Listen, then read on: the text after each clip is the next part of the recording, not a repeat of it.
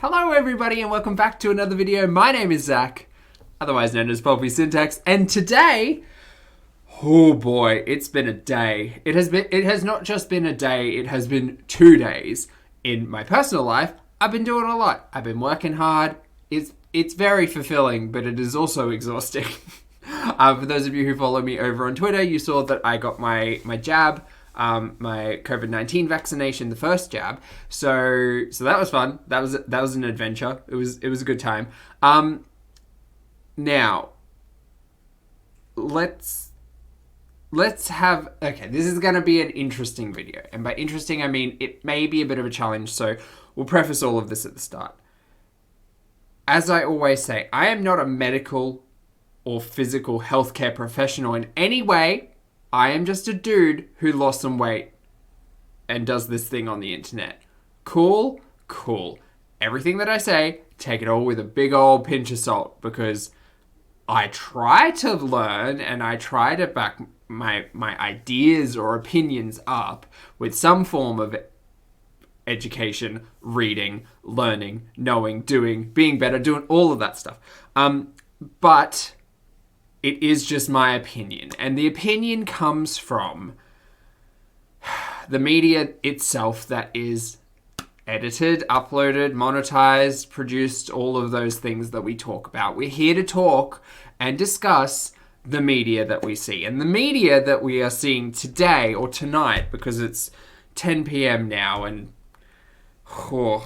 I did a lot of prep for this. The media that we're looking at today is Miss Chantal Marie, Miss Foodie Beauty's last 3 pieces of content.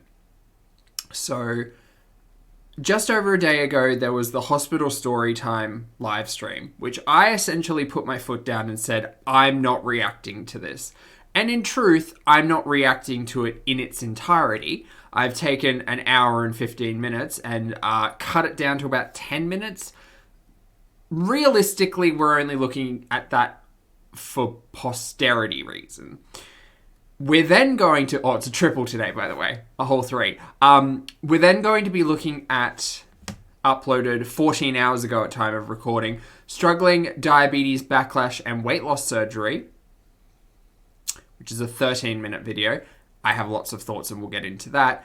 Followed by 5 hours ago, uploaded live cleaning, which was a live stream. So I've basically taken all of that, compressed it down, apart from the actual video, which we'll get into, and I would like to discuss it. Spoiler alert for as we move forward. I don't feel good.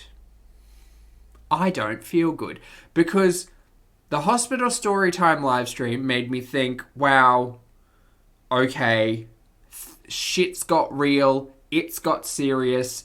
I don't know if I'm qualified, because who the fuck am I? I don't know if I'm qualified to handle topics of this stickiness, of this intricacy that require a lot of either, previous experience or knowledge to kind of talk about with any level of authority. Here we are talking about authority again. The struggling diabetes, backlash, and weight loss surgery made me feel bad. It made me feel bad, and not because I create reaction content at all. Like, it had nothing to do with that. It made me feel bad. It made me feel sympathetic.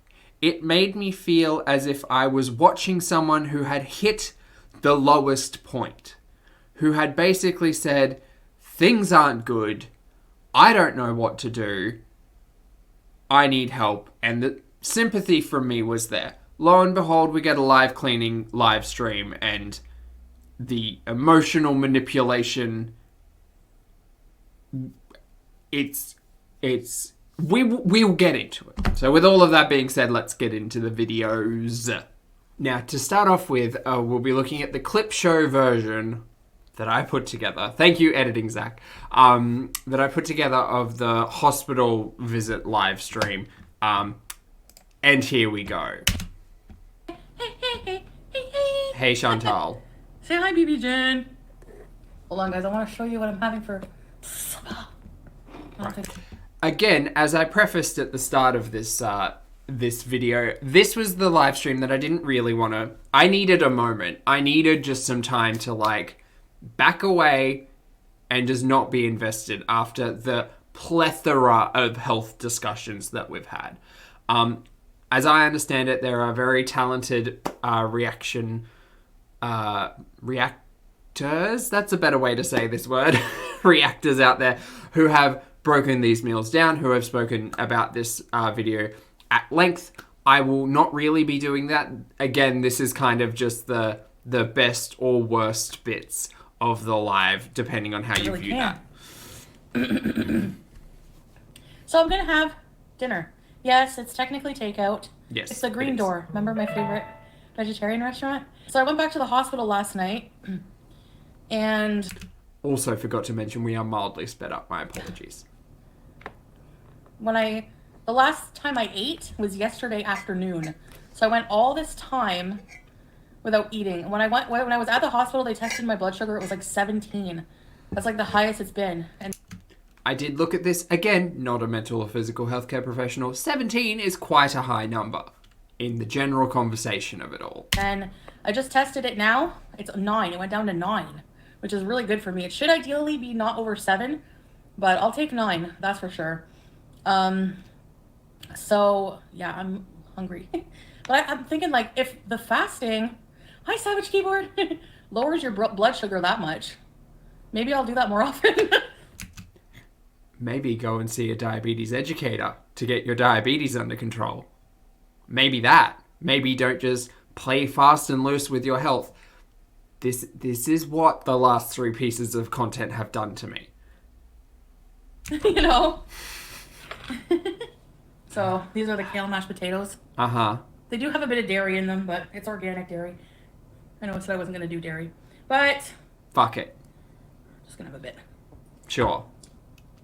This is more like groceries for me because this will last a while, you know? We'll see in the next clip that was not correct. So let's have a... Actually, I can't say that with validity because these may still be rotting in her fridge. Who knows? avocado and a beet. Mini bite! Veggie bite! I decided to go because of the shortness of breath and a bit of chest pain, which I noticed since I've had 2 blood clots before.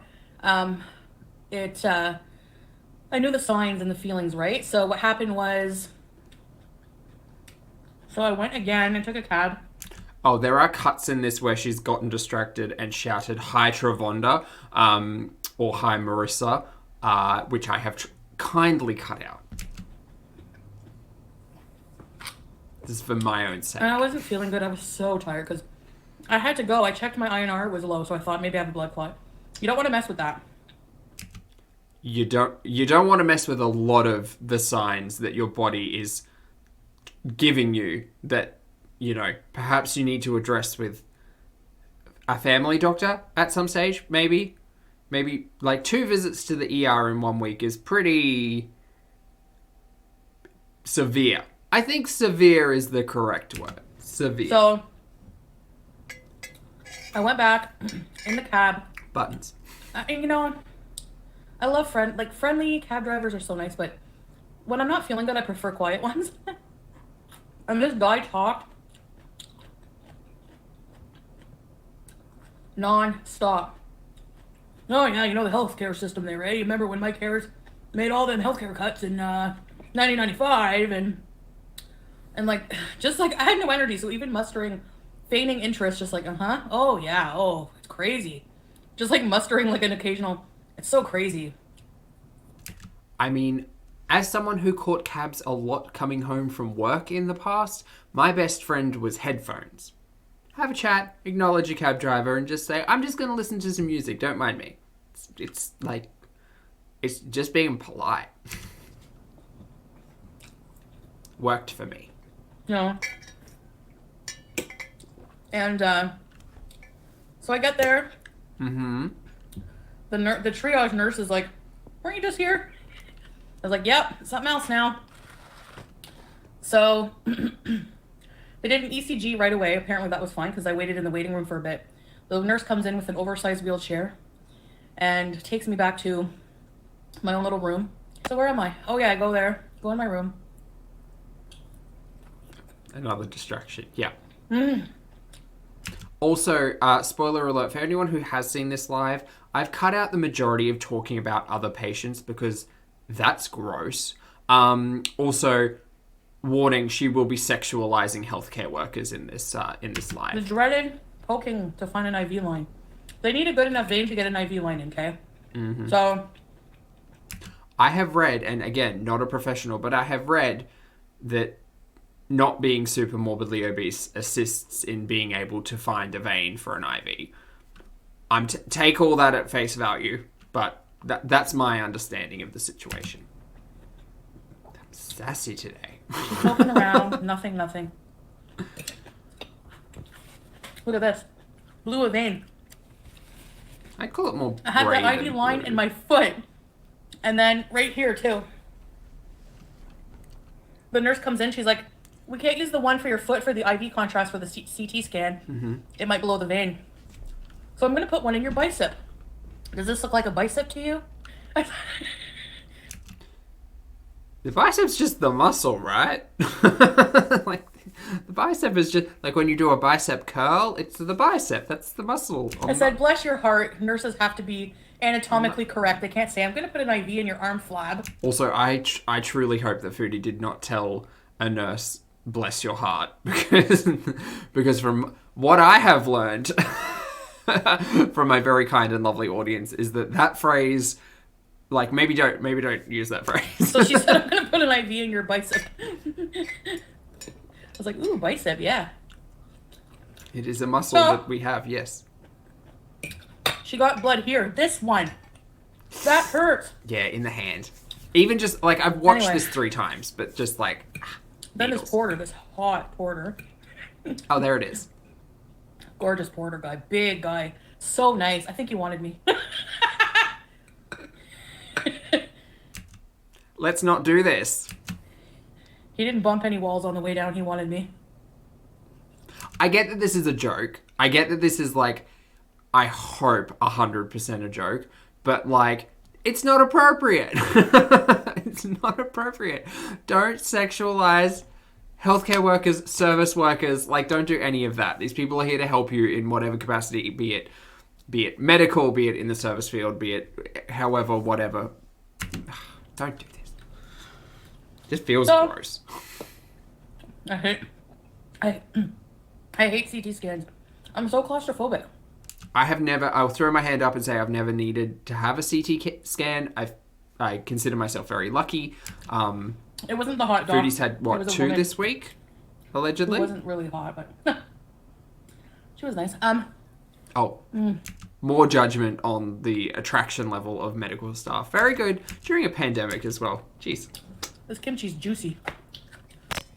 I have an appointment. They did blood work. They have an appointment with my doctor in person on Tuesday about managing the diabetes and Great. all that stuff. So I'm going to talk to her about that.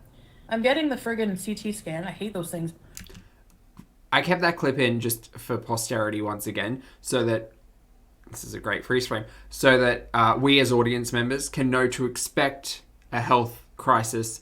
A health update come Tuesday evening. You lay all the way back down with your arms over your head, so I'm like this. And he's like, hey, are you okay? He's like trying to he couldn't hear me, so he's in the back room. Like, why didn't you ask if I'm okay when you're right beside me? He goes in the back room on this little microphone. Yeah, Mr. Are you doing okay? And I'm just like, yes, hurry the hell up, I can't breathe. So it goes in, and then it says, hold your breath. And I'm like, I'm in the hospital for shortness of breath. How the hell am I supposed to do that? So I hold my breath, breathe, and I was like just about to die and pass out. And then and then he's like, I'm gonna inject the dye now. So whatever he said, I think he said I'm gonna inject the dye now. I hear and then all of a sudden it feels all this warm, radioactive stuff going through your body. Feels like you're gonna pee. And he kept pressing it. Like usually it's just once. And I realized he kept pressing it probably because he needed more dye because he couldn't see.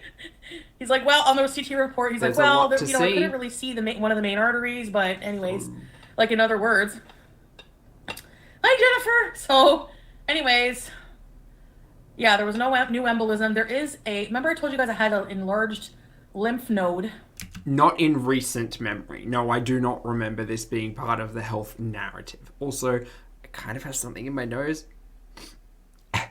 Well, so basically, It's just a little bit. there's a healer lymph node or something that grew a little bit.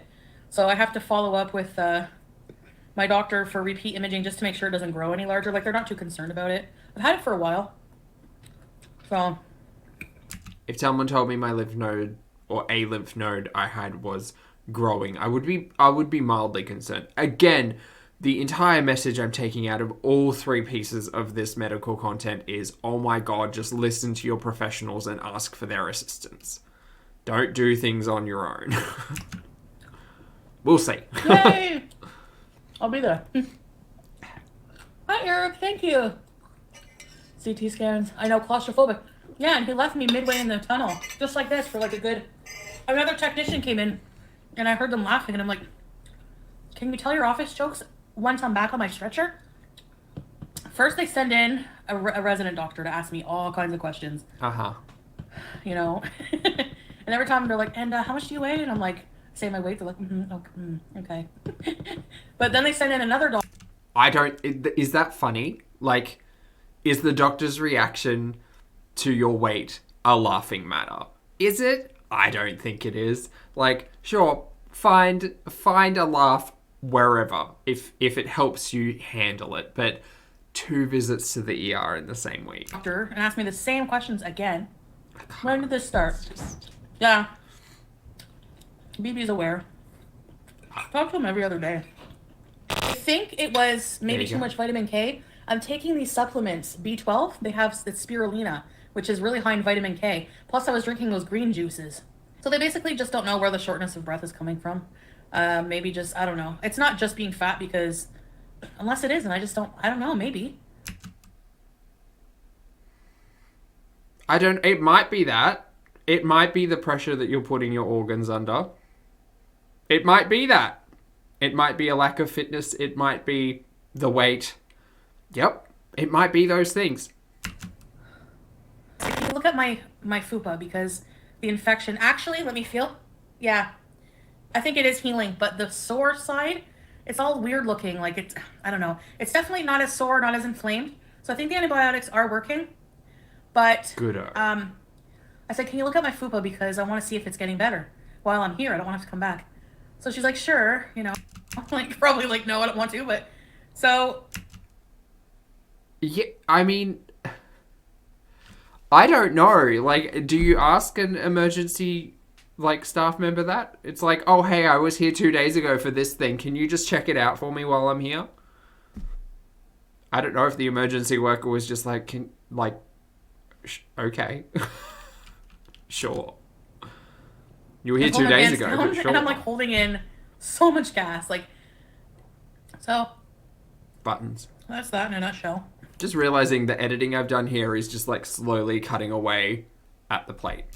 Okay, so that was the preamble, I suppose. That was the prologue. Maybe that's a better way of saying it. Again, didn't really want to watch this. Multiple reasons why. But cut all of the, let's say, interesting for posterity's sake content out of it. Now we're going to get on to struggling diabetes, backlash, and weight loss surgery, which I'll remind everyone isn't alive. This is in fact an edited and produced piece of content which has been uploaded and monetized by Miss Foodie Beauty. I hope you're all ready to have some feelings, because I had some feelings. And here we go.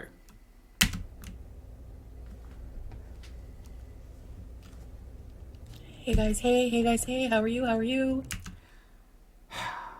tell you what, Chantal, it's been a rough couple of days, honestly. Well, I showed you that clip of that was pizza and poutine I had last night. Mm-hmm. Yes, after a lot of people are going to say that's so crazy, you know, after everything you've been through at the ER, you know, after your diabetes diagnosis, everything. Yes, I know. And I guess I showed you that because I don't want to hide it, you know. I feel like I have a problem and I don't want to hide it. I mean, why should I hide it, right? this is a whole conversation.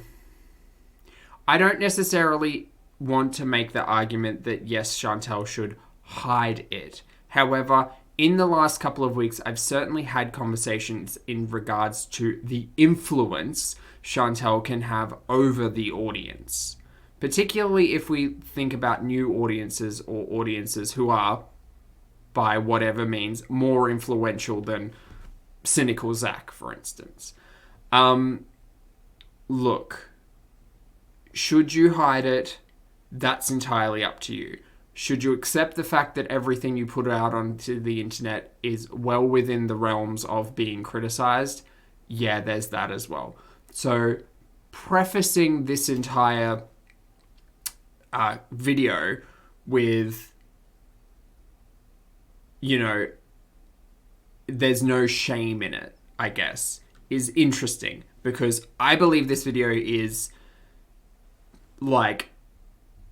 it is well produced in the way that Foodie has successfully managed to make me feel feelings that I believe she wants her audience to feel. Manipulative. Yeah, that. It's something I'm going through, and I want to be truthful and transparent. Sure. With myself and with everybody, because... Oh, I was going to make a point on that. Should you hide it? No. But should you be practicing this kind of kindness to yourself? No, because it's not kindness. You're gaining monetarily for hurting yourself. So Foodie always says that it's not about shame and you can't shame someone into changing and shame. And I agree, but this is almost a form of self-shame. I think, again, not a mental or physical healthcare professional, just a dude who understands media and gets it. Also, educated in media and the ways that it works. So, yeah. Narratives. I think that's the best approach. No matter how wrong something is that I do. Oh, also on that, I think the best approach is to find a dietitian, find a therapist, find medical professionals who can assist you in all of the troubles that you are having and that you are going to tell us in this video. That part. So, I just don't know what to do anymore. I mean, I feel just I'm wearing a wig because you know what? I'm having a bad hair day. And that's absolutely fine. I mean, I don't like the way that this wig is styled, particularly. It's fine. I don't understand the wig, though. I don't understand it when this came out 14 hours ago and you went live 5 hours or so ago. So, my timelines are off because, again, on the other side of the country, but I'm going to make an assumption here. I'm going to make an assumption that this is filmed in the morning, edited very quickly and thrown out, and then the live happened in the same evening. That's going to be my assumption. So there's a stark contrast in tone, and you know how we like to talk about tone. Let's go on. I just want to say I'm struggling right now. Mm-hmm. So I just thought I would use this kind of like a video diary today because I don't feel like doing much else. Sure. It's not much of a diary. Again, I think there's a very specific purpose to this content, which is to make the audience feel a certain way. You may say pity, perhaps sympathy, I like to think of it as, and it got me. It got me good. I understood why it was getting to me. Well, it's the last 2 minutes of this clip specifically that are just ooh, okay. I don't forget the fact that Chantel is a fellow human being, though. I don't forget the fact that she has her challenges because they are very, widely available to see. I don't get it twisted that I don't empathize with Chantel at times. And again, as a reactor, I draw so much of my conversations about similarities in ways that, Chantel references. I get it. I understand a lot of it. But I also understand when I'm being manipulated. So I was sleeping. I was having such a good dream. And then I woke up and it's really grim to wake up to a reality you don't like being in. Don't get me wrong. I love my place. I love Pete's. I love my cats. I just don't love the health reality I'm in, like the reality I'm in right now. I understand that this video is coming out of a diagnosis after diabetes has been confirmed. I understand that we're there in the timeline, but Chantel wakes up in this situation every day. And I'm not saying that there won't be moments where you will wake up and say, oh my God, you know, look at my life. This is where I am. And you have those introspective moments. I get it, been there. But also, it's the timing for me. It's the, you know, the big conversation about the OnlyFans and then 2 trips to the ER and the live again, which we'll watch after this. It's just, I don't know. I feel like I'm being forced to feel a certain way as an audience member. I don't necessarily appreciate that. We'll go on. I did realize something I think that's really important. Mm-hmm. I don't trust myself at all. Not just that.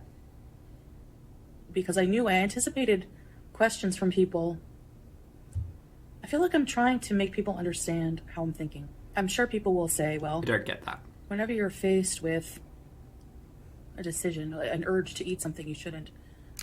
I don't know if she's trying to showcase how she thinks to her audience, because so much of the conversation is more, this is the way I think and you need to agree with it. It's or completely dismissing someone's objection to the way she thinks, which is fine. It just doesn't read very open-minded. Why not just say no? And I try so hard to understand that it's just... So you can't expect your audience to be open-minded if you yourself are not open-minded. That was the point I was trying to make there. Beyond willpower at this point. I don't trust myself. I have an illness, but not just that. My illness makes me lie to myself a lot. So, for example, getting takeout last night. Like, poutine and pizza. I'm completely addicted to eating takeout. And I don't know how to stop it. I don't necessarily know how to stop it. Again, not a mental or physical healthcare professional. But a step you could take to addressing it is perhaps finding assistance in managing that. Therapy, maybe. Making conscious efforts to address your mental health.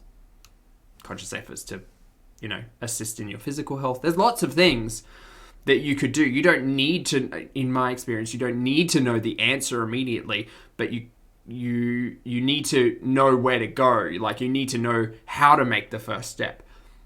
I cannot in good faith say that Chantel doesn't know how to make the first step on how to address whatever situation she's going to talk about here, because she has been on camera for multiple years and has a very vocal audience in regards to telling her, perhaps not telling her directly, but very, very often in the start of the audience cycle, suggesting things, because you can bet your sweet bottom dollar almost every live she asks questions in regards to how to address her health from her audience, which is problematical, and we'll get into it.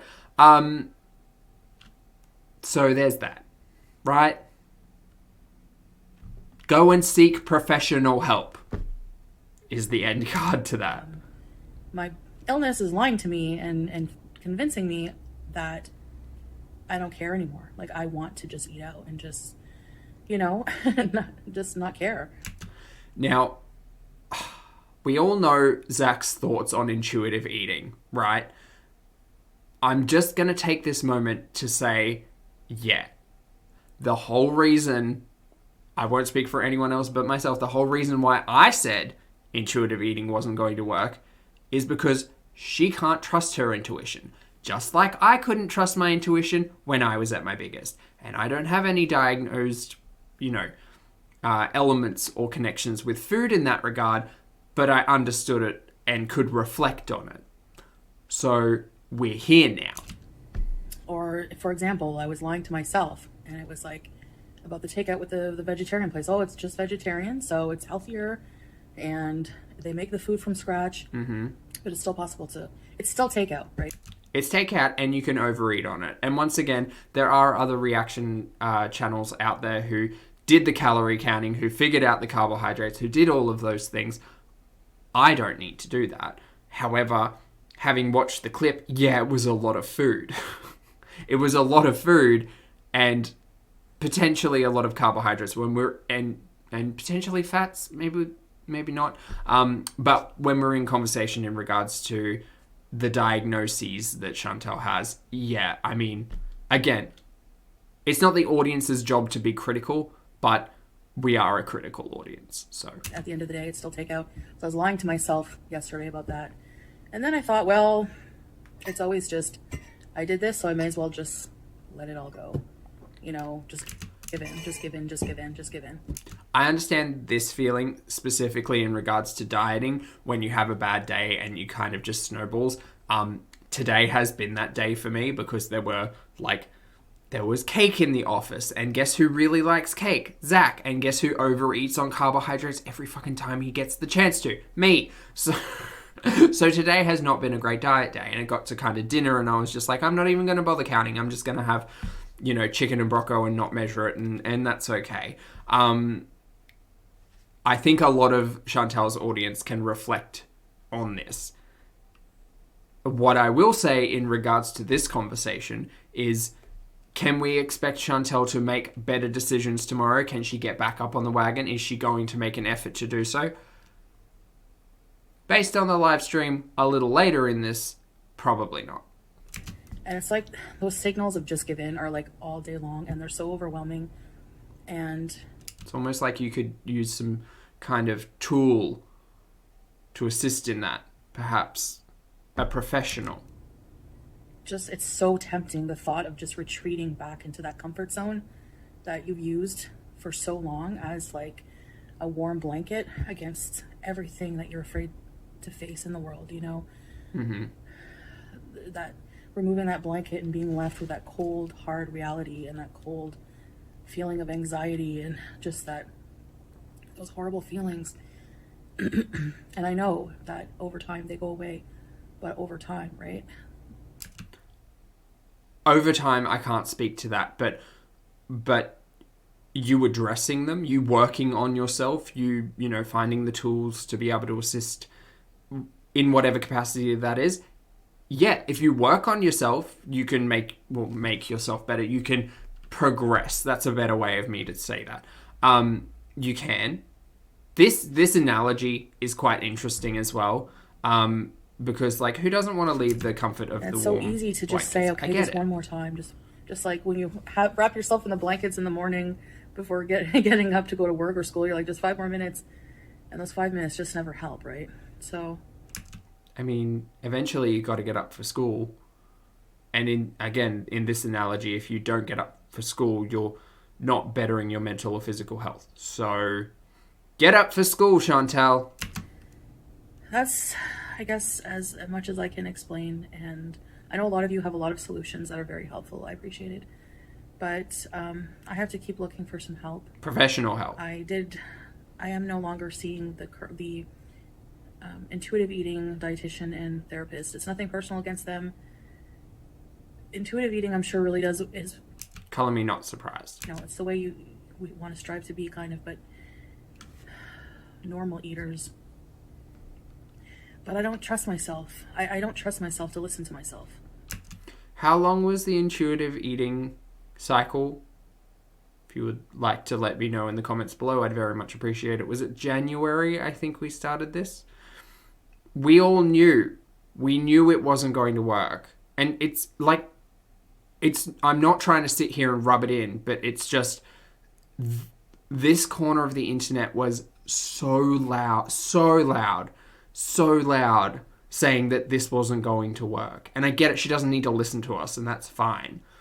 But it's not a shock to you, Chantal, that it didn't work or that it wasn't going to work.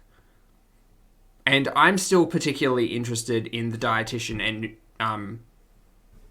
and therapist as to what their connections were to intermittent fasting specifically. Were they just individuals who maybe got a certificate and paid for a thing, or were they, practicing professionals in the field? We don't know, but it is an interesting question to preface. Do you know what I mean? So do you know what I mean?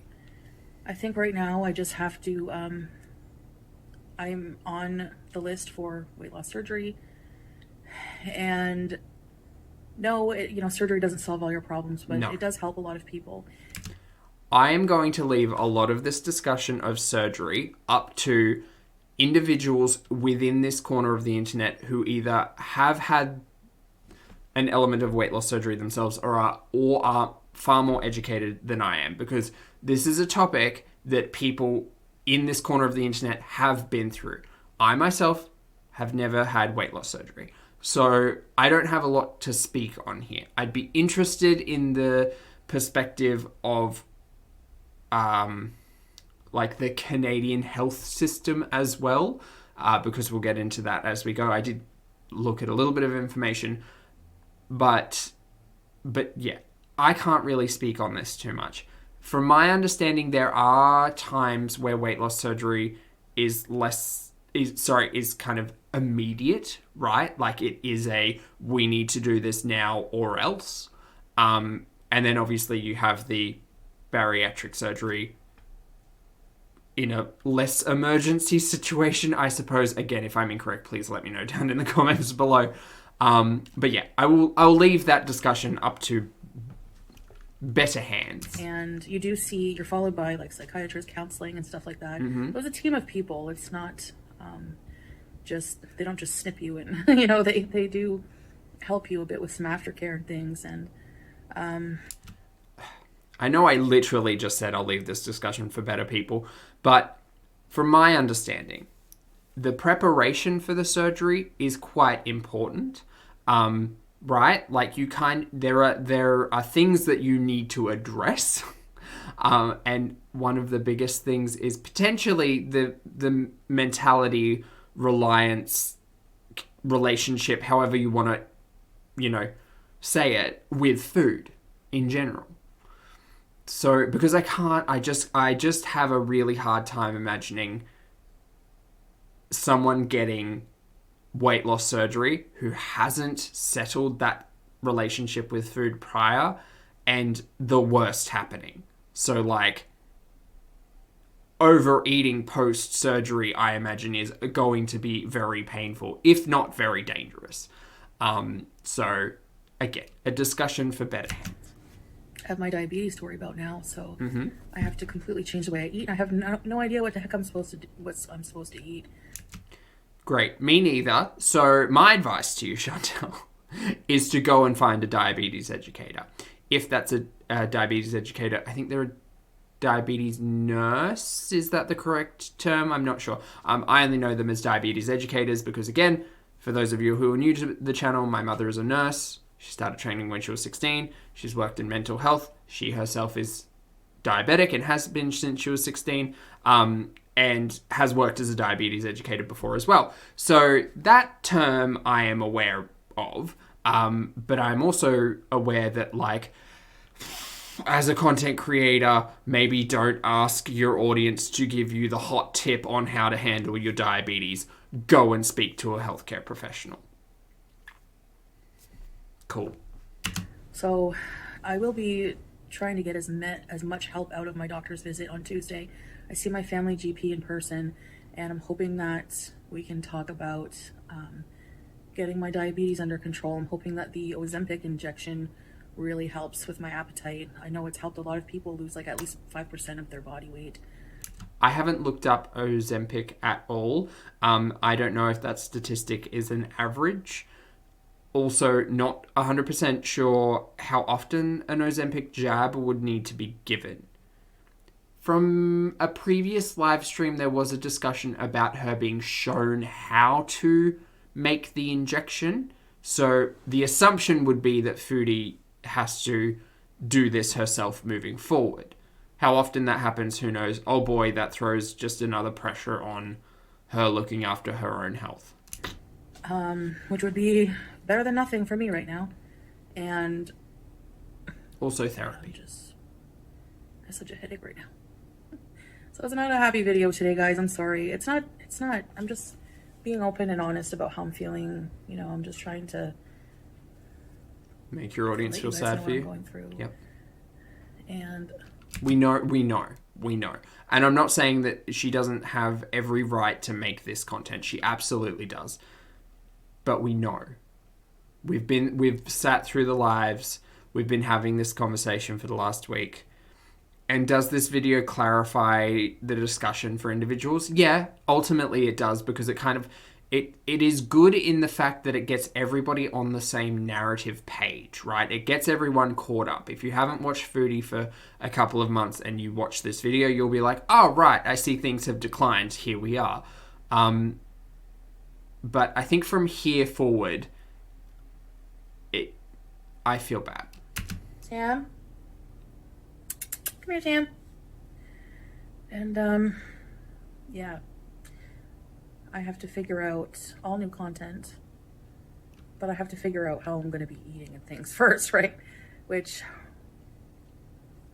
I have to really watch, because I always said I don't want to be diabetic. I don't want to be diabetic. And then just putting off change eventually led to me being diabetic.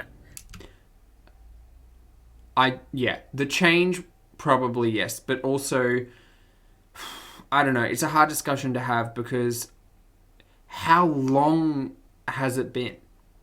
How long has the discussion about potential diabetes or pre-diabetic levels of blood sugar, like how long has that been going on? And for you to have been in and out of the ER, if we count the January visit now, 3 times this year, it's concerning. It's concerning that there's that much kind of healthcare required in general, but also concerning that a diagnosis has taken this long. Is it surprising? No, because ultimately ignorance is bliss. And that's like the moral of the story here at Foodie Beauty, is that ignorance is bliss. You can do whatever you want. You can eat $100 worth of candy on camera and get paid for it, and things are great. And it doesn't matter about my liver or my pancreas. But it does. And here we go. Yes, it's real. It's real now. So it's been real. It's been real for a minute. Just because you have the diagnosis now doesn't make that the fact that it potentially has been real for a long time, you know, that much different. Thinking of just, for now, you know, vlogs documenting how I'm fighting this. Some exercise videos, hauls. This is the part where I started to get sad, because I truly realized that food is 90% of what Foodie has. It just is. Like, her relationship with food is her closest relationship. It allows her to feel good. Again, I'm saying all of this with, like, who the fuck am I to say this? But it allows her to feel good. It allows her to make money. It allows her to connect with people. And she said that a lot of times before, where she says, oh, it's like an eat with me. I like to sit down and share it with you guys. And I understand that that's the premise of a mukbang. But it's almost as if those social relationships have been complete. Like, that relationship with food as the catalyst has been, like, has rather completely replaced any true, you know, interpersonal relationships.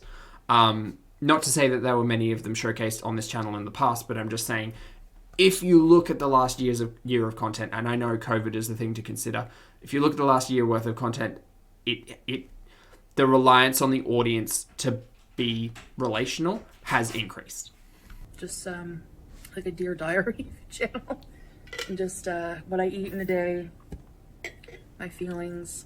So beyond that, I don't really know what else to talk about, honestly.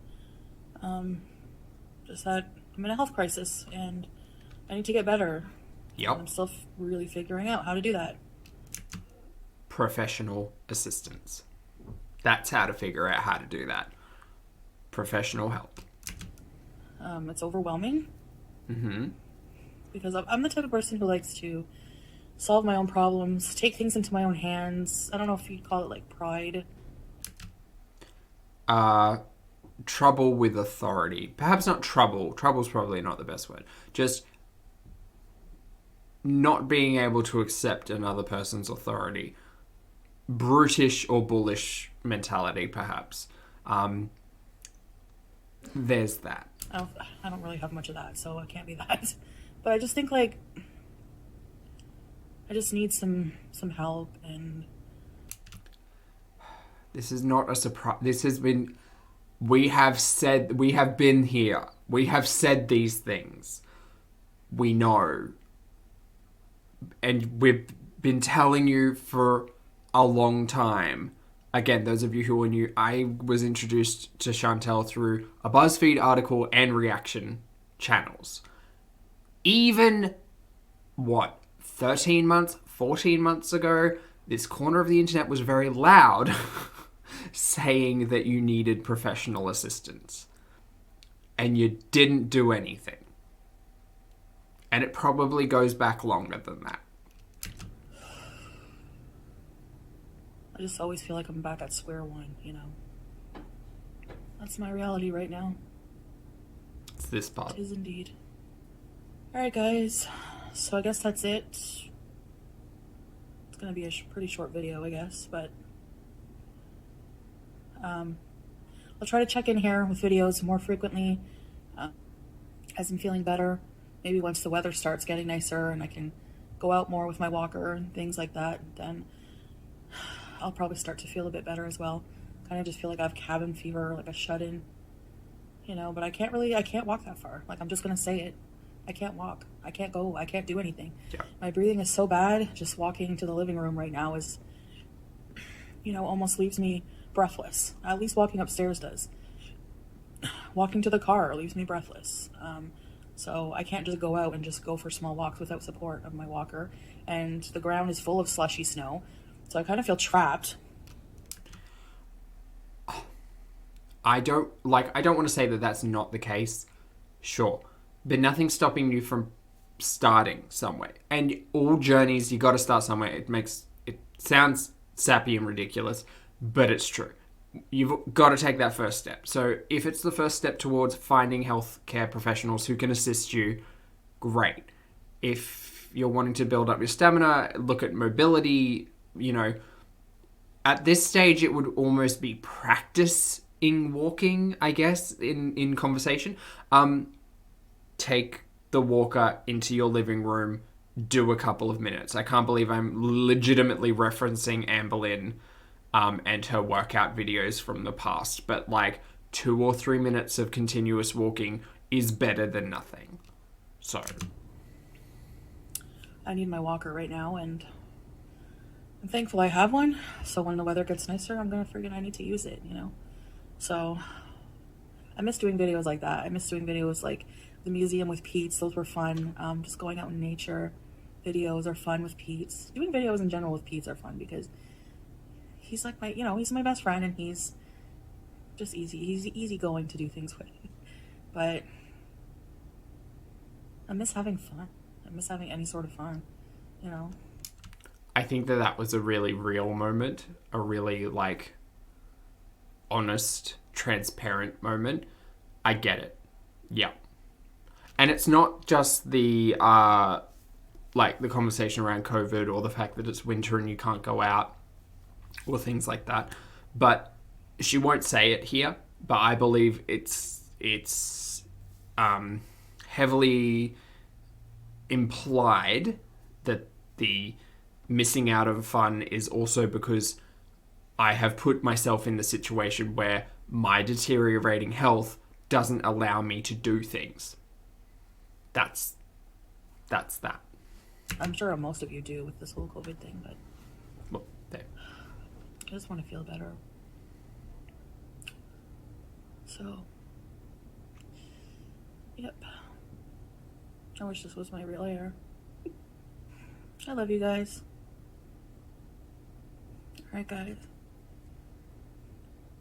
Really blew a vein at the hospital. Ouch. That really hurt.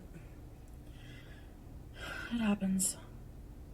So yeah, next thing is I have an appointment Tuesday with my family doctor, and we're going to get my diabetes under control. I'm going to ask to see a diabetes nutritionist and get the ball rolling with the weight loss surgery if I can. Hopefully the surgeries are not on hold still. I don't know. I'm waiting for some answers from the weight loss, the bariatric center, and I guess we'll see. So, anyways, guys, I thank you so much for listening to me, having an interest in my journey. Sometimes I mean, that's why I keep doing this. That's why I keep, people say, why do you do this to yourself? Why do you keep filming this stuff? If, Money. you're going to get backlash. And because a part of me thinks that it's important to keep doing it because of the backlash, because the backlash means a lot of people don't understand this type of eating disorder, or people are going through it themselves and don't understand it themselves, and or are just angry with themselves. I don't know, but to me it's backlash kind of means that I should keep going, and like, I don't know how to explain it really. Me neither. This entire line of thinking is way over my head. But I think that there's a lot of people, more people than I realize even, going through similar things. And sure, are there a lot of people in this audience who have potentially poor relationships with food? Yes. Potentially unhealthy habits that they see reflected on the media in front of them? Yes. As someone who says yes to both of those things, yes, I believe there are members in this audience who can reflect on similar elements in their own lives to Foodie. Yes. Does that mean that there are people in the conversation in regards to BED or addiction? I don't know. I'm not coming to this conclusion from that perspective. But in similarities, yes. even though I feel like I'm the only one sometimes, I really do. Like, I feel like I'm the only one going through this a lot of times. And that's just so far from the truth that it's such a weird thing to think about. But the thing is, a lot of the audience sees this... won't speak for the audience. For me, as an audience member, I see this, it's motivational and inspirational because I don't want to be here. That's not me trying to, shit on Chantel. It's just the truth. I don't want to have to go to an ER twice in a week. I don't want to have to consider the fact that I might be diabetic and to put it off for a year. Or I don't want to have to be told there's a potential, enlarged liver situation type deal style moment going on and ignore that. I don't want that. So to make sure that I mitigate the potential of that happening, you can bet I'm going to take my health seriously. And I feel like I'm not just doing this for myself, obviously. I'm not doing this to just talk to myself. So, all right, guys. I appreciate you listening to me, and I'll see you in the next video. Bye, guys. Right. So, what did we think of that clip? It's a hard one to break down. There was, like I said previously, I don't enjoy saying that I think it was emotionally manipulative, but I truly do. It's not necessarily a health update in a positive regard, so there's no joyful feeling that I'm getting from this at all. I just feel bad. It made me feel bad. Again, not as a reactor, but just as a human being. Seeing another human being putting themselves through this. Putting themselves through this while vehemently not listening to any form of advice. And I guess the discussion of advice is a tricky thing as well, because I can sit here and say that you should not take medical or mental health care advice from your audience at all. Am I then being hypocritical by saying, Foodie, go and speak to a professional, because that in itself is advice? Well, it's not uneducated advice. It is literally just, I am seeing these things on the camera. This is the advice I would give to you. If you are saying you are struggling with these things, my advice is go and speak to a professional. That's it. Okay, so we're now revving up to the most recent piece of content, which is the live cleaning, live streamed at whatever time Canada land that this happened. So again, we're doing a clip show format. I've taken kind of the most interesting pieces, and I think moving into this, the discussion of tone is just naturally going to occur, especially when we consider the tone of the previous piece of monetized content being sympathetic. We'll say that with strength, sympathetic. And then we move into a live, which, here we go. A bit of cleaning in my room here. My room is bad again, but not as bad as before, but it's getting there. Small miracles. Whoever that is, Tiffany K, fuck them. That's what I say. A great introduction. Why is there an eyelash in my pills? Oh, these are the THC pills. Spoilers, she takes 6. Oh shit.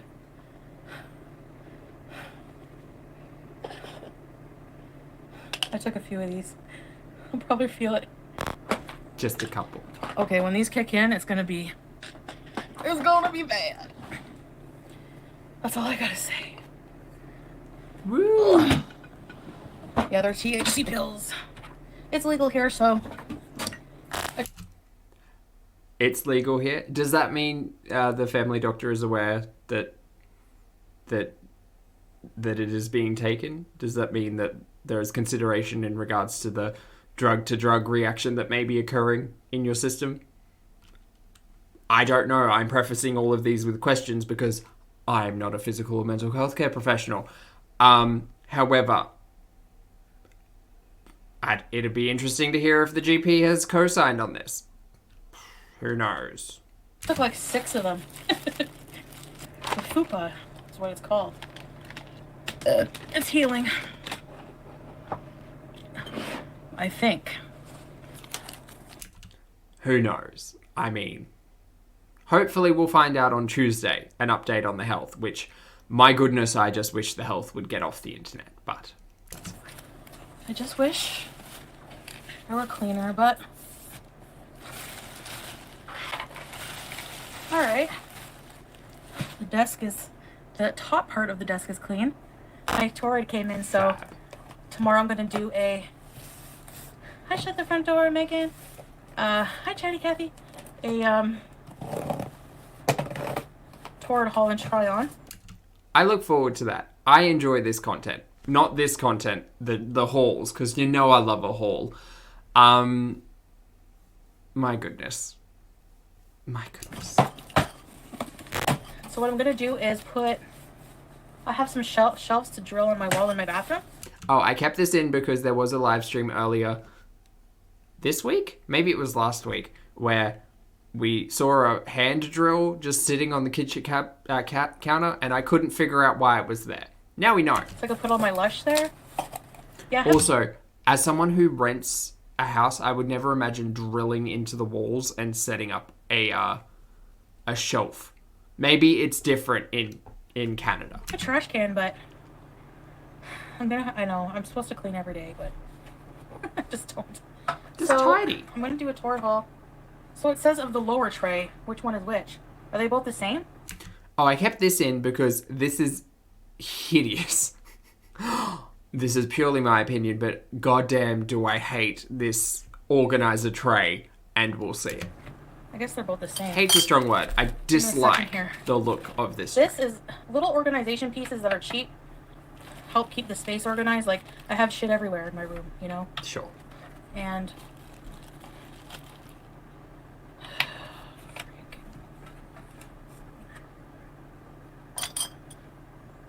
I mean, this can't get any easier than that, really.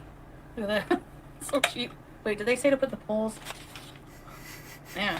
The more I do installations, the more I get better at them, obviously, Installations. Right? Full installations. There. This is like a little two-tiered I hate two-tiered shelf that I can just put my stuff on. See? It's pretty cute, eh? The one thing I took out of this portion of the live is that I'm jealous of her full collection of Lush products. Like, you can put all your little creams in there. I have 4. I'm a fan of Lush. On the top, too. There's some space on the top. I don't know. I thought it would be cute. I have it. It's really crowded like here on my desk with my machine and everything. Yeah, so that's what I'm gonna do. I have some other things to organize. Well, that's the extent of the cleaning for me for the week. I'm kidding. Damn. You like the little hearts? Oh yeah, I didn't notice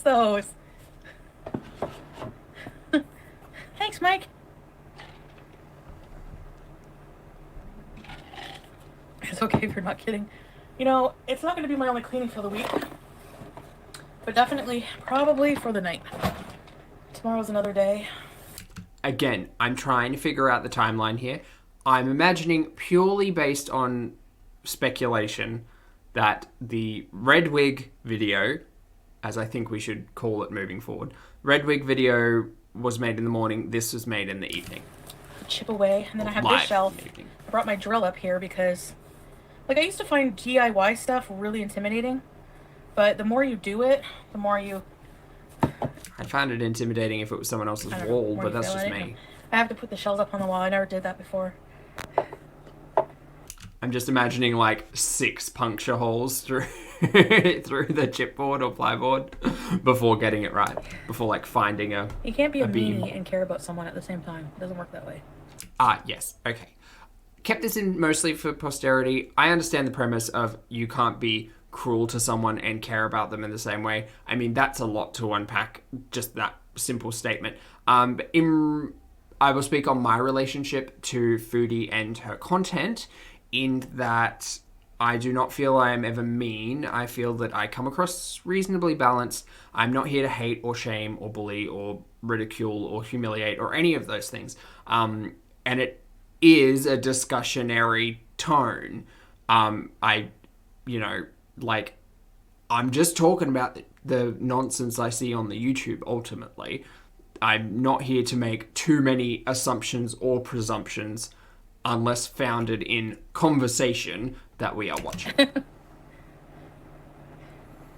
No, they're not kicking in yet. What the fuck? In regards to the 6 THC tablets.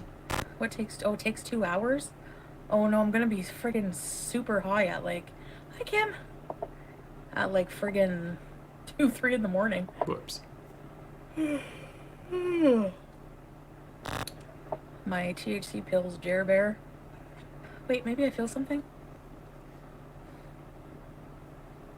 Do I feel something?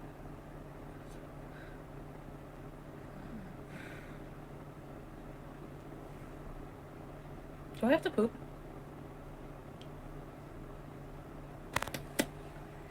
And Comedy gold. Saturday, we're going to do a Saturday Night Live. We're going to do a pizza party, but it's going to be homemade. Like, I'm making... Hi, Fedora Check! I'm making the dough and everything from scratch. Mm-hmm. It's, with that new pizza pie plate I bought. So we went from, it's kind of a reverse, not a reverse cycle, but it is slightly different here, I think. We went from a healthy grocery haul to healthy takeout mukbang. Now we're doing home cooked so it's good for me. No, that seems right. That seems the normal progression of this and narrative. I have a pizza cutter. Hi, Laura. So we're gonna make a pizza from scratch. Okay. Look, the questionable impact on the diet aside, I'll say this fully.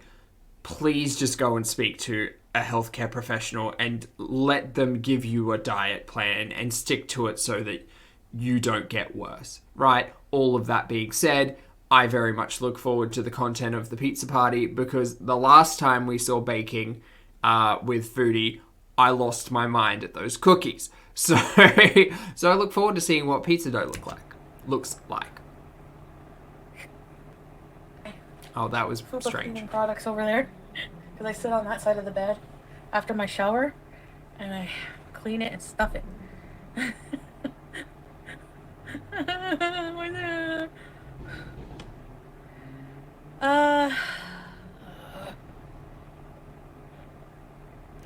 I kept that in because I didn't understand. I didn't understand that range of emotion shown. If someone could explain it to me down below, I'd very much appreciate it. I get that this frame is sleepy, but there was also, like, comedy upset and then, like, angry? This is all me questioning what those What if I just have like a slice with we're not going to make a huge pizza. emotional... Very ranges thin crust and just a slice with salad. Sure. It'll just be one slice. Okay. This is how it begins. It begins anew, really. No, dairy, yeah, it doesn't really agree with my stomach, I know. But I had all these things planned, like, I had the Saturday to make a homemade, you know what? I'm not going to put a lot of cheese on it. I can control how much cheese goes on it. I can use a very light cheese. The lighter cheese doesn't hurt as much. And I think I was being really drastic. Like, every time I do that a lot. Like, I just go, like, all or nothing. It's super extreme. And then I realize after that, like, and that doesn't work either, you know, because I just... Round and round we go. Let's change things up and find some professional help. It just doesn't. So, I don't know. Like I said in my video, I don't know what to do at this point. I have an appointment Tuesday with my doctor. Great. I Hopefully figure they can put having you a in slice contact with of someone. my homemade pizza and some salad is, compared to what I normally eat, is not going to be too bad. I don't know how far we are into the conversation. I'll say it for like the 5th time in this video, not a mental or physical healthcare professional. I don't know how far along we are now on the health timeline, where comparing what you're eating now to what you normally would have is really going to be that impactful. Like, sure, are there going to be less, I don't know, potential trans fats, potential like fat in general in a homemade pizza versus a takeaway or delivered pizza? Probably. Is the difference going to be that impactful on your internal organs? We don't know, because guess what? At least for me, I'm not educated in that regard. And neither is Chantal. So, how about we go find a professional to assist us in this discussion? The pizza gets brought up again. You know what I mean? So... Do you know what I mean? I'm sure that she's going to send me to tongue. a diabetic nutritionist. Mm-hmm. So... I'm not making excuses. I'm trying to be realistic about this. I bet you even the diabetic doctor will say, yeah, you can have a slice of pizza and some salad. I don't know. Like, I don't know. I mean, you know. No, I don't know. But do you know? No, she doesn't know. So, I'll be shocked. Or maybe not shocked, but I would be surprised. I would be surprised if a nutritionist of any regard were to look at Chantal's list of comorbidities and say, yeah, no, you'll be fine with a slice of pizza. I think you'll be fine. You know, no, I encourage it. I encourage a slice of pizza. And you just go for it. You seem to have a good handle on the relationship with food. Definitely do that. Maybe that's not up to a nutritionist. Maybe that's more up to a therapist or a combination of the two, or a duo or a team. I don't know. I'm not educated in that regard. One slice of pizza, sure. Perhaps in the physicality of it all, but then the mentality of it all may be a different struggle. Oh boy, there's no answers. I can offer no answers. Right? Because who the hell am I? I'm not here to offer answers. I'm just here to kind of ask questions in regards to, like, what we will see in the future in the conversation. This is some nonsense. I don't really want to talk about it. I don't want to talk about, you know, what you think I should eat or what's best for me or Which is fair. what I should do or my diet or diabetes at all right now. I just want to come on here and have fun, you know? You know, which is fair. My apologies for interrupting you twice there, Chantal. However, it's hard. This is a hard thing, and this is more of a content creator and audience thing. It's hard for you to sit there and ask for assistance, ask for advice, ask for like confirmation on what you think is correct, and then turn it around on the audience and kind of say, well, I don't want to hear about it. I don't want to talk about it. We're not talking about that. It's like, well, either you are or you aren't. Cool. I'm just being honest. I'm probably actually not going to be on much longer, actually. I think she was on for another like 45 minutes after this. Maybe an hour. I think. Editing Zach did all the work here, so filming Zach is a little bit forgetful. There's people worried about me, but there's also people who are just really negative about it and like, stop making excuses, blah blah blah. You know, it's just like, chill out, chill the fuck out, man. Like, I mean, I don't love the fact that there are excuses being had, and I hate to be that guy to say like, let's look at the last year of content, but like a year ago, I'm so sure people were saying similar things in regards to, here's some advice on how to get a handle on your situation. Don't do it by yourself. So yeah. you know, like, I know it's a problem. I know it's serious, Yep. and yeah. This week has shown that. Diabetic, I eat pizza.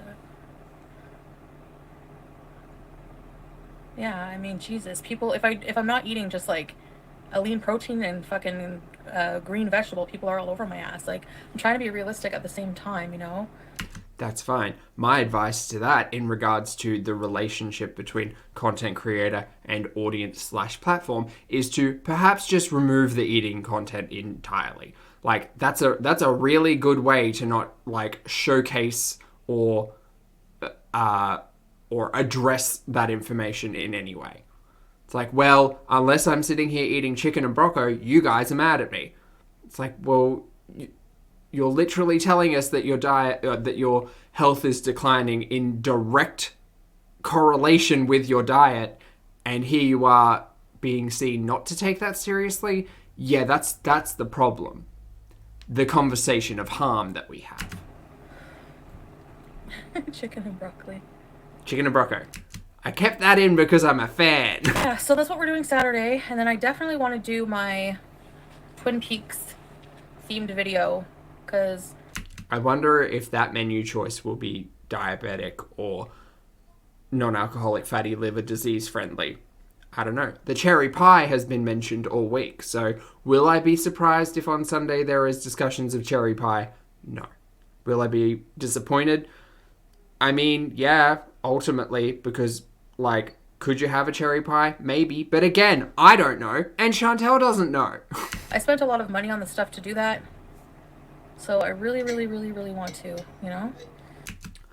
It's the second time I've heard this similar argument being said where, well, you know, I know that I shouldn't put cheese on the pizza, but we've been planning this. The same conversation is being had here in regards to the Twin Peaks stuff. So it's like, it is plain as day now that Foodie justifies her content by saying, no, but I was planning to do this as content. This was the plan all along. Plans change, love. Particularly when it comes to, hey, surprise, 2 ER visits in a week. Plans are going to change. So there's that. I can't believe I have said this in my very small time doing reaction content, but I've said this twice now, where just put a pin in the content. You've got a doctor's appointment on Tuesday. Why are you doing this content now? Just let it lie. Take a couple of days off.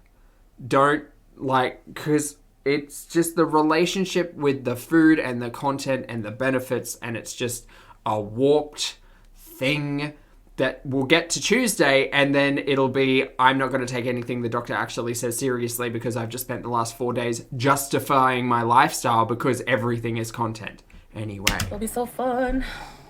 What was that? So sad how you can't walk anymore. Well, it's actually sad that you're very ableist and shame people. I kept this in for conversation's sake. I would love to know in the comments below, and I'll be in them later today as well. Tonight. Well, technically tonight. The conversation of ableism in regards to that comment in particular, which was someone saying it is so sad that you can't walk anymore. I'm not educated enough to make a statement on whether or not that is or is not ableist.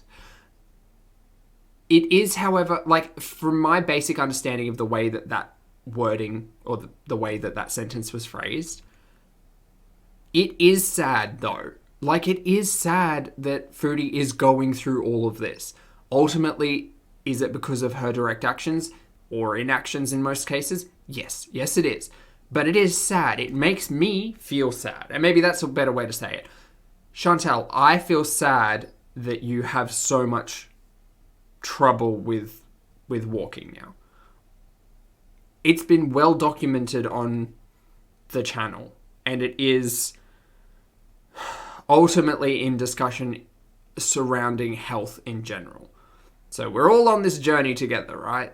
Like, I don't know if calling out that comment was correct or incorrect. So I'm trying to unpack that. So, I'm good, thanks. Should be male waiters. Oh. Yeah, but would you girls like, those restaurants objectify women, but would you go to a male one, where they're like, dongs are showing, like the bulge is showing? Not for me. Super tight bulge. No, I didn't. She shamed me, remember? I didn't shame anybody for their chair. If you forget, Jen first said, me wheeling around my kitchen in my chair. So I said, how can you talk about me wheeling around my kitchen when you wheel around everywhere? Which is true. So if you think that's shaming, I don't care, fuck off. And eat shit. We're not going to really unpack that much. It was pretty self-explanatory. The only thing I took out of that in regards to something that I wish to hold on to is that it's not shaming if it's true. Look, the conversation in regards to shame, hate, bullying, all of those things is challenging because it's a discussion about language ultimately. It's a discussion about language and respect and context. To say something as a fact, does it qualify as those things? It depends on the context and the relationship in regards to the individuals who are communicating it, right? And this is why language gets tricky, both in verbal, but specifically written context, because I can have a certain cadence and tone towards a thing that I say, and it can come across as sarcastic or apologetic or confrontational or aggressive or passive, like a whole heap of things. In the written format, it is very different. So with YouTube, when we see content creators reacting to chat directly, it is interesting to consider both context and the fact that the two language formats are not always necessarily compatible, or at least in written language, it is at times very hard to portray particular emotions or sentiment. Also, she's still mad at Jen. That's right, Auntie. Like, that's what I said. Like, people are saying I shamed her. I didn't. She said to me first, will you wheel around your kitchen? Like, excuse me, you just wheel around your whole apartment. So you can't say anything. This is now a discussion about shame, and it is ultimately in this situation, I believe, tit for tat. It is taking one and giving one back. Does that mean that either of the individuals are in the right? I don't really care that much to make a statement on it, ultimately. And again, it comes back to, like, how shady is a comment versus how hateful versus, well, if it's hateful, all of that shenanigans. It's all context, right? But I just think that if someone comes for you in a particular way and you respond in a particular way, it is all one particular way. That was the most basic thing I think I've said today. It's like the fat reaction channels talking about my weight or what I eat. I literally had a reaction channel woman. I seen a video, I don't know who this person is, but she's like very overweight, and she was criticizing what I was eating with a fucking Burger King cup beside her, and I'm just like, are you kidding me? Let me know in the chat below who this is. I'm not aware of who this may or may not be. I will only speak briefly on this because I've said it a million times before. I am still technically overweight. My God, I am so close to being a normal, healthy BMI. I will get there in time. That was just a little bit of introspection. Look, criticism and comment will come with the territory. Foodie knows this. I don't know why we always come back to this discussion, but we do. I utilize her content for purposes that are different to, you know, the next piece of content creation that you may see from another reactor. We all do it for different reasons. We all have different perspectives. That is the beauty of the YouTube. We all offer something different.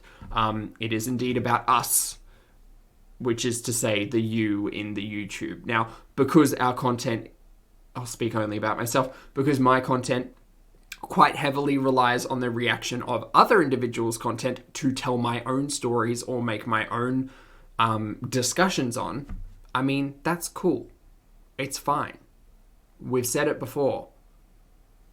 You know, I watch Foodie and see a lot of myself in it, so I have the ability to speak on it. So. Also, we don't really give a shit about the weight here. At all. At all. I don't care. I'm not the person who's loudly clamoring over here what the number on the scale is going to be. I don't care. The last time we spoke about weight was when she hit 390 whatever after being in the ER for the first time this year, and I said it's probably an unhealthy idea to weigh yourself and take some kind of victory out of that after you've been in the hospital overnight because, like, of reasons. And that was just my opinion on it all. So yeah, don't really care about the weight, don't really care about what Chantel looks like half the time. I'm far more, you know, interested in a torrid haul than I am analyzing, you know, anything I see in the physicality. But that's just me. You know, I do know. Well, I'm gonna have the crust. It's one slice of pizza. It's not like a bag of candy. It's not like $100 haul of candy. You know. That's 2 weeks ago? Is that correct? I don't think homemade pizza would be a trigger. It's ordering out pizza. It's the ordering out that is. You know. Well, we'll see. We'll see if I can handle it, you know. It's not a bad idea, AJ. I hate when people say that. Like, they're not going to give you surgery unless you have your stuff under control. But everyone who gets weight loss surgery is, like, especially the very massive people like me, they're not fully cured when they get the surgery, you know?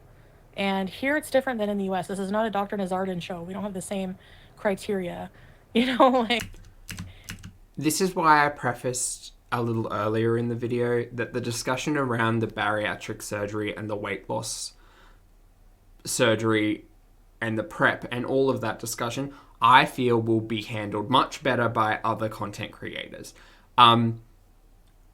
Again, making this clear definition between the US and Canada, do I think that she's trying to push a particular element of this narrative? Yes, I do. I don't understand what the Canadian requirements are for bariatric surgery or weight loss surgery. I don't, so I don't really want to speak on that too much. However, like I said earlier in this video, it would be surprising if you didn't need some form of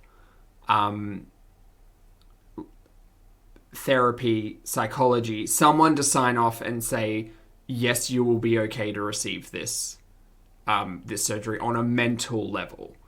we have to undergo. They don't give you a weight loss goal. I'm pretty sure they didn't when I went through the prep before. Yes. I wasn't here for that content, but I have brushed up on my histories. They have you see a psychiatrist. Yes. So you see a psychiatrist and stuff like that. You know, people act like I 100% don't know anything. It's not that. That's not the problem. The problem is that I have an eating disorder, and it's hard to just cure that with, like, you know, no matter how much knowledge you have, if it's not applied. Sure, I say it all the time, therapy. Would that mean therapy is going to guarantee to work? No, it's not. But it's worth a shot, right? It's worth a shot, and it's worth sticking with it, because ultimately, no one's out here suffering because Chantel's not trying to assist herself other than Chantel. Or, you know what I mean? Like, I do know what you mean. same thing with inpatient. You need to go check yourself into inpatient treatment right now. Okay, I'll get right on that. Where? You know, like...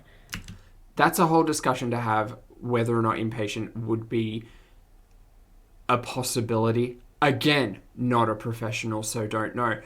Who would probably know is a family doctor or GP. They would at least be able to refer you to someone who would know if they themselves did not know.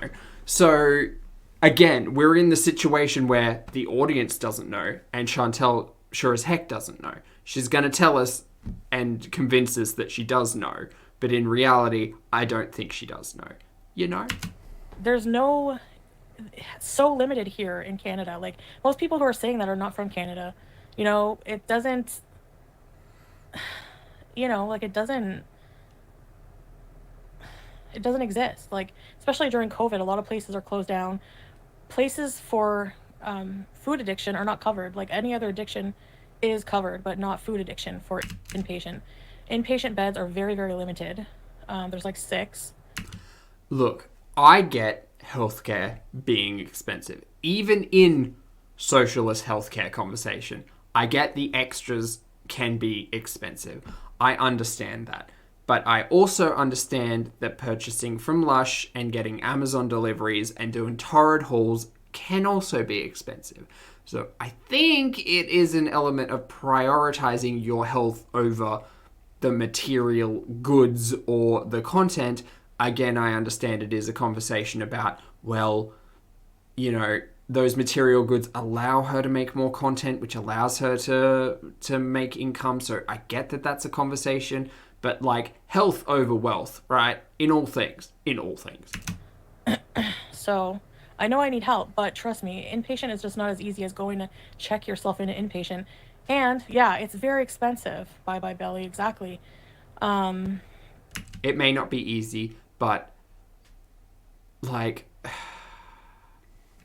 I just don't know. These conversations are getting harder and harder to have on the platform in regards to the media content of it all, because the more I start to think about it, the more I realize just how influential and ultimately problematic content like this can be, because the discussions around it get so muddy.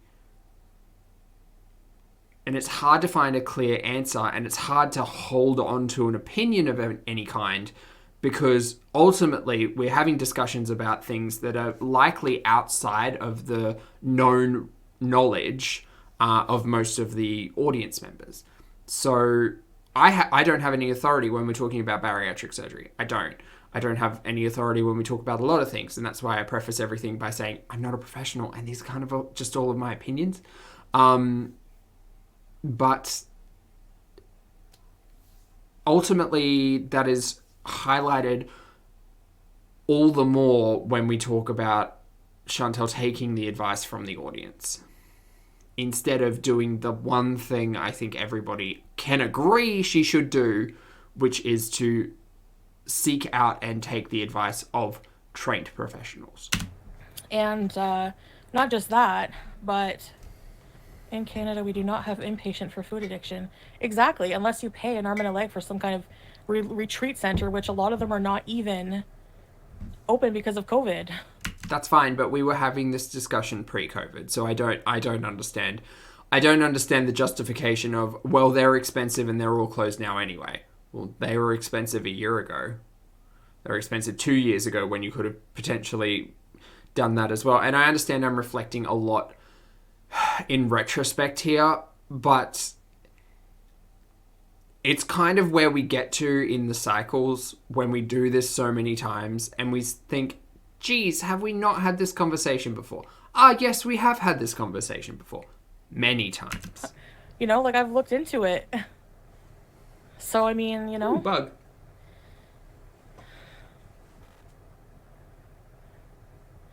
Anyway, I know people are concerned. I'm just looking to share. I'm just sharing my journey, but I'm not really looking for, like, answers from, like, everybody, you know? Like, I'm just sharing my way, what I'm doing, and...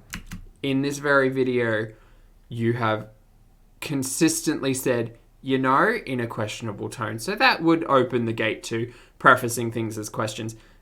But you have also openly taken advice in regards to the diagnosis of diabetes and the it's cool to have a slice of pizza. You know? So, yeah. Buttons. Yeah, for sure. I don't know. I don't know anymore about therapy. I don't know if it would. It doesn't work for everybody. You know, I've seen a few of them. Um, Yeah, you gotta want to make it work and stick with it, is my understanding, right? yeah, I don't know if it would. They all ask the same questions. I don't know. I think weight loss surgery would help. I think it would. Because it seems to statistically help a lot of people. Now, yes, you can gain your weight back, but I think for people, I don't know. And here's the ultimate thing in regards to this conversation. Will the weight loss, will, like, again, not an authority, will weight loss surgery assist in losing weight? On paper, yeah. Yeah, it will. But will weight loss surgery address any of the mental discussions that we've been having? No, it won't. It won't assist you with the conversation of addiction. It won't assist you with the conversation of BED. And ultimately, those are, mental health topics that you potentially need to get a handle on before changing the physicality of it all, would be my assumption. I think it would help. And I would take the program very seriously. I would. You know? I don't think so. I think help from the weight loss center would help, you know? I don't know. No, that's the thing. There's a lot of I don't know in this stream, and it's the truth. Foodie doesn't know. I don't know. Tell you who probably will know. A specialist. How come I have so many friends? Because I'm awesome. Oh, did you, Lamira? How did it go? Surgery didn't help you? Doesn't help everybody. There's not one... Thank you, Raquel. Not one support for everybody. You know, everyone's different, and mimicking the diet you'll get after surgery, because the thing is, don't forget, the diet you do after surgery is after surgery for a reason. You're going to have this a much smaller stomach, so before the surgery, if you, like, restrict that bad, I don't know, that would be very tough. You know, having just Jell-O or, I don't know. This was an interesting premise. I have seen other content creators speak about their journey in regards to like the weight loss surgery specifically, and how things like protein shakes kind of work into it, and how you do have such limited space that you do need to like keep up your energy intake, and you need to be smart about it. And ultimately, that's the thing. If Foodie is unable to at this stage deal with the restrictiveness of a diet plan, could you imagine how she would handle the restrictiveness of legitimately not being able to swallow stomach, however you want to phrase that, my apologies, post surgery? It would be an interesting experiment, perhaps, to say, Foodie, could you only consume these things for 6 months, 3 months, however long it takes? Don't know, not an authority. Not necessarily saying that your caloric intake needs to be updated, but could you simply only eat these types of foods? I don't think so. I don't think so, because the entire narrative of this goddamn channel is I'm going to do this diet. Now I'm off this diet. Now I'm eating junk food. Now I'm mukbanging junk food. Now I'm back on this diet because I've had a health scare. Now I'm only eating healthy. Now I'm having a healthy mukbang. Now it's home cooked, so that's okay. Whoops, I had a bad day. Now it's takeout. Do you know what I mean? Like there's no structure when it comes to the diet conversation. The realistically, the only structure in this entire like piece of content is the cycle, because that is structured and continues to happen. So this is why, even as a layman, I think that it just wouldn't work. Like, just surgery would not be the answer that she's hoping it is, basically. Or having, like, you'd have to eat small amounts. Yeah, it does scare me a lot, because it's going to be so weird. And I think that's the psychology part that's hard after, is like, oh my god, I can't eat anything, you know? Yeah, the addiction that you tell us I know, but I feel like, you know, at first... constantly wrestle with? Could you imagine what that would do to someone?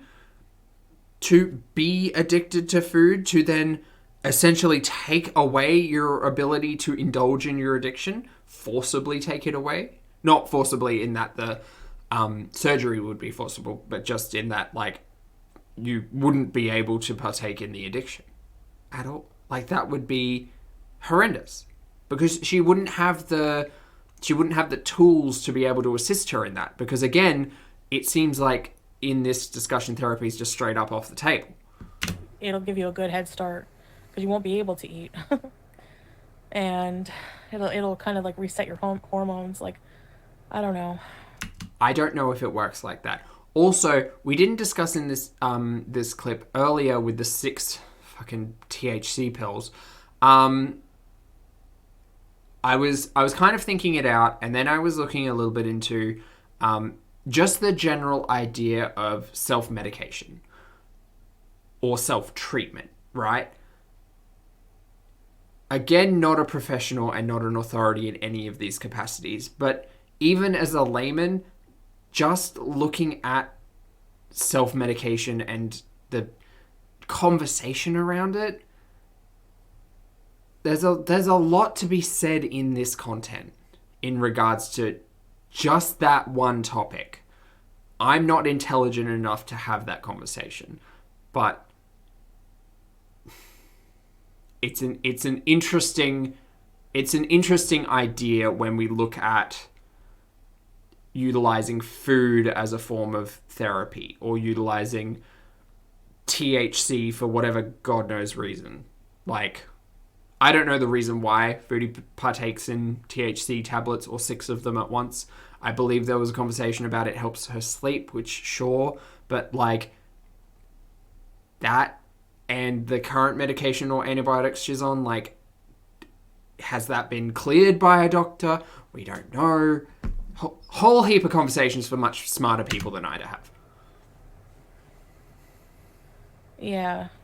I'm just trying to get up to speed. You don't feel like on this. eating for a while, I hear, after. Okay, so we're now up to speed on where Chantel is in the whole health journey conversation type deal. And like I said, the first 2 pieces of content got to me. The first one ultimately frustrated me in regards to the conversation of the second ER visit. The second one made me sad. And then the latest live made me realize, hoo boy, she's really not taking this seriously. What was the point of content number 2? Who really knows? Who knows? Who knows? The only real benefit I can find to any of this content in regards to the conversation about health is that I'm able to ask questions and find, maybe not necessarily answers, but acknowledge gaps in my knowledge. There you go. And I suppose ask a professional, find a professional, have conversations with a professional, and ultimately trust the science.